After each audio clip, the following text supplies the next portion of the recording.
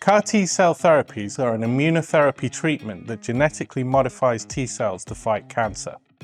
Current approved therapies are autologous CAR T therapies or personalized medicines that are customized for each individual patient.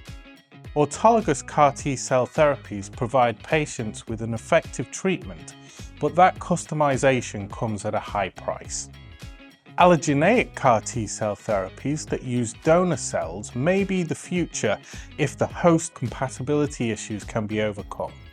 Allogeneic CAR T-cell therapies would provide a scalable technology that offers an off-the-shelf solution at a potentially lower cost. DPS is at the forefront of CAR T facility design with experience in technology assessment, automation, and regulatory compliance. DPS can support the planning, design, and construction of your clinical phase or commercial CAR T manufacturing facility and optimize your facility design through the use of discrete event simulation. Do you have a CAR T facility project? Contact us today.